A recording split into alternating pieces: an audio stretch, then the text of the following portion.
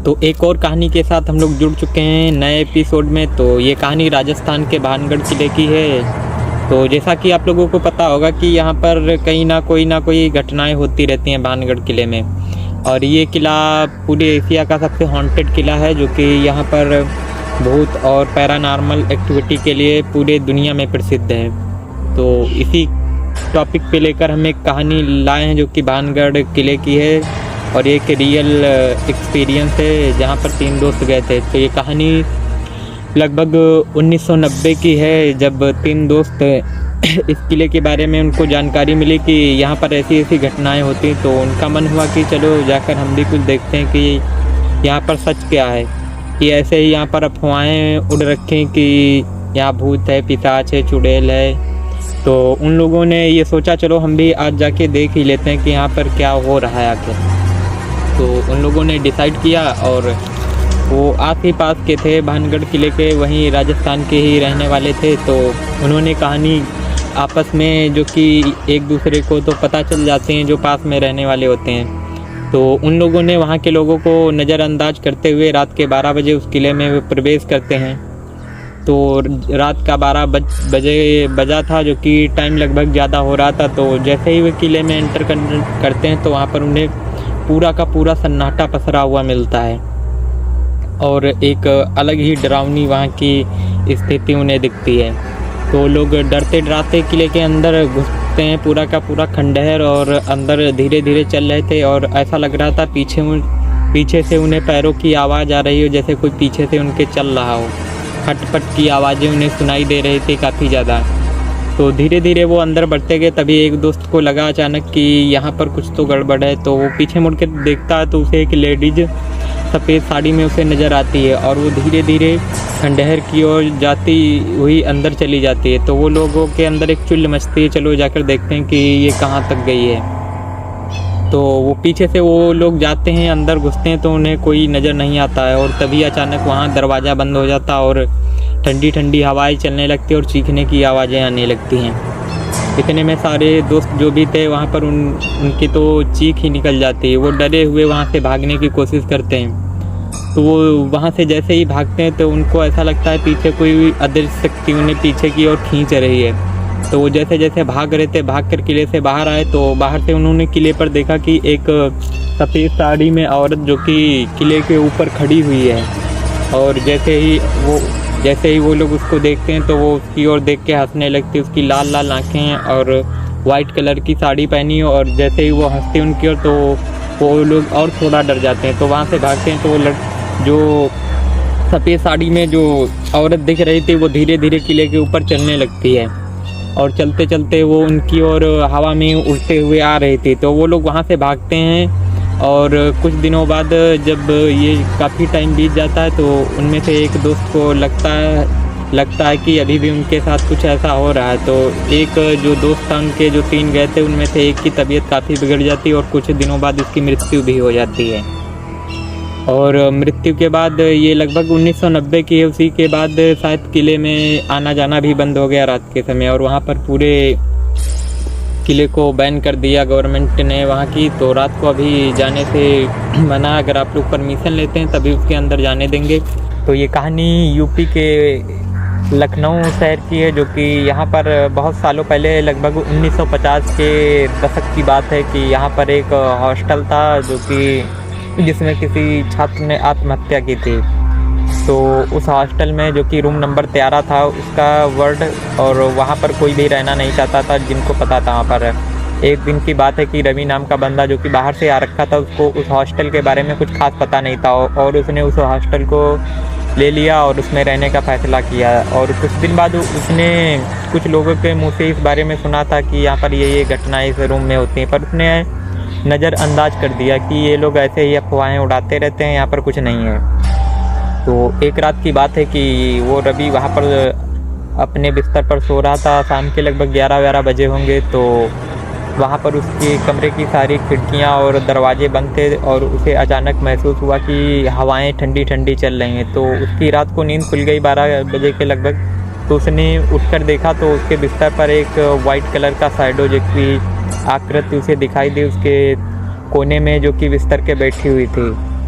तो दूसरे दिन वो अपने कॉलेज गया तो वहाँ पर दोस्तों को बताया, तो दोस्त ने बताया कि ये कोई सपना अपना होगा। तो पहला दिन तो ऐसे ही निकल जाता है, फिर दूसरे दिन आता है तो दूसरे दिन फिर वही घटना उसके साथ रिपीट होती है। दूसरे दिन क्या होता है कि वो सो रहा था तो अचानक उसके दरवाजे के पास उसे कुछ खरोचने की आवाज़ आई, और उसने जैसे ही दरवाज़ा को खोला तो वहाँ पर कोई नहीं था, और उसने फिर बंद करके दरवाज़ा सो गया। फिर तीसरे दिन भी उसे कुछ ऐसा ही महसूस हुआ। तीसरे दिन जब उसको एक रात वो सो रहा था तीसरे दिन, तो उसको फिर से आवाज़ वैसे ही आने लगी। तो वो वहाँ पर सो रहा था, तो उसको जैसे ही आवाज़ आई तो वो उठ के बैठा, तो उसको एक आकृति जो कि उसके बेड के पास बैठी हुई थी, तो वो फिर से डर गया। तो वो इस बार कंबल में ढक करके वो सोने लगा। तो आप लोगों को पता होगा कि ऐसा हम कई बार करते हैं, डर जाते हैं तो जो ओढ़ने वाली चीज़ें होती हैं, जैसे रजाई हो गई तो या कंबल हो गया, उसको और कस के ओढ़ लेते हैं और थोड़ा डर भी कम हो जाता है। तो उसने भी वैसा किया। तो उसे अचानक लगा, वो सोने लगा तो रात को अचानक उसे लगा कि कोई उसे बिस्तर से खींच रहा है बाहर की ओर। तो अचानक से डरा और उस कमरे से भागता हुआ निकला और चिल्लाने लगा। वहाँ के छात्र जो भी वहाँ के लोग थे वहाँ पर इकट्ठा हो गए, और वहाँ पर इकट्ठा होने के बाद उसको पता चला कि कई सालों पहले वहाँ पर किसी एक छात्र ने आत्महत्या की थी, जिसकी आत्मा आज भी उस हॉस्टल में रहती है और उसका ही ये किया कराया है। तो वहाँ से जब उसको पता चलता है तो वो उस रूम को छोड़कर वहाँ से चला जाता है, जिसके बाद वो कभी उस हॉस्टल की ओर नहीं देखता है। उसके बाद वो वहाँ से जाने के बाद दूसरी जगह शिफ्ट हो जाता है और वहीं रहने लगता है।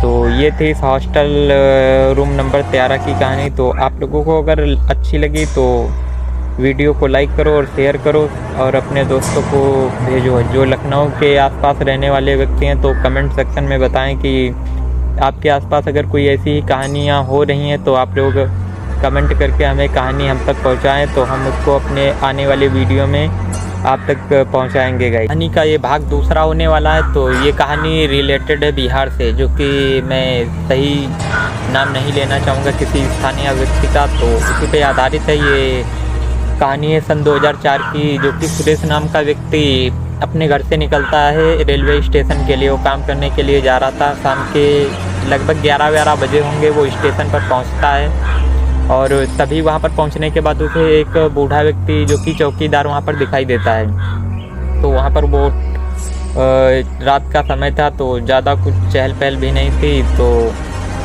वो वहाँ पर पहुँचा और जैसे ही वो सीट पे जो बैठने वाली वहाँ की रेलवे स्टेशन की जो सीटें होती वहाँ पर बैठा, तो उसे एक स्टेशन से दूसरी ओर उसको रेलवे स्टेशन के उस साइड में एक औरत दिखाई पड़ी, जो कि सफ़ेद कपड़े पहने हुए खड़ी है और उसके बाल वाल खुला है। तो उसे लगता है कोई स्थानीय महिला होगी जो यहाँ पर खड़ी हुई है, और वो खड़ी रही कुछ देर तक का। ये समय बीतता गया, 1 घंटा 2 घंटा, और वो कभी इधर दिखती कभी उधर दिखती। तो उस व्यक्ति को कुछ अजीब लगा। तो कुछ देर बाद वो महिला जो थी उसकी तरफ चलते हुए आ रही थी धीरे धीरे। तो वो थोड़ा व्यक्ति डर जाता है और देखता है, तो उसे देखने पे पता चलता कि वो चलने की वजह हवा में धीरे धीरे ज़मीन से कुछ दूरी पे वो हवा में उसकी ओर बढ़ती हुई नज़र आ रही। तो वो डर जाता है और वहाँ से भागने की कोशिश करता है। वो जैसे ही चौकीदार की ओर भागता है तो चौकीदार उसकी ओर पीट करके तेज़ी से चीखता है, और वो और भी डर जाता है, और वहाँ से वो धीरे धीरे निकलने की कोशिश करता है और कस के भागता है वहाँ से। और हड़बड़ाहट में वो वहाँ से भागते भागते ऐसा लगता है उसके पीछे वो अभी भी जो महिला थी वो उसकी तरफ हवा में उड़ते हुए तेज़ी से आ रही है। वो जैसे तैसे करके वहाँ से निकल पाता है, और वहाँ से निकलने के बाद जो रेलवे स्टेशन था उसके पास में ही एक गांव था, तो वहाँ पर जाता है। तो वहाँ के बुजुर्गों से उसे पता चलता है कि कुछ साल पहले यहाँ पर एक महिला ने ट्रेन के नीचे आकर अपनी आत्महत्या कर ली थी, और वो स्टेशन अभी भूतिया स्टेशन हो चुका है, और वहाँ पर जो भी जाता है उसे वो महिला कभी कभी दिख जाती है। तो आज उसका बुरा टाइम था, तो इसी वजह से उस महिला के उसको भी दर्शन हो गए, मगर वो इतना डरा हुआ था कि फिर वो स्टेशन पर नहीं गया। वो फिर दूसरी ट्रेन से सुबह निकला वहाँ से। तो वहाँ पर काफ़ी बार वो महिला दिख जाती किसी को भी, और उसको डराने की कोशिश करती है। जो डर जाता है वो थोड़ा उसको जो बुखार उखार आ जाता है और थोड़ा मानसिक संतुलन उसका बिगड़ जाता है। बाकी किसी को अभी तक कोई दिक्कत नहीं हुई वहाँ पर वो महिला जिस तरीके से डराती और सबको दिखती है तो उससे नॉर्मल आदमी भी डर जाए। तो आप लोगों को ये कहानी कैसी लगी? अगर आप लोगों को ऐसी कहानियाँ अच्छी लग रही तो हमारे चैनल को सब्सक्राइब करो और वीडियो को लाइक करो और अपने दोस्तों को शेयर करो जो भी ऐसी कहानियाँ सुनना चाहते हैं गाइस।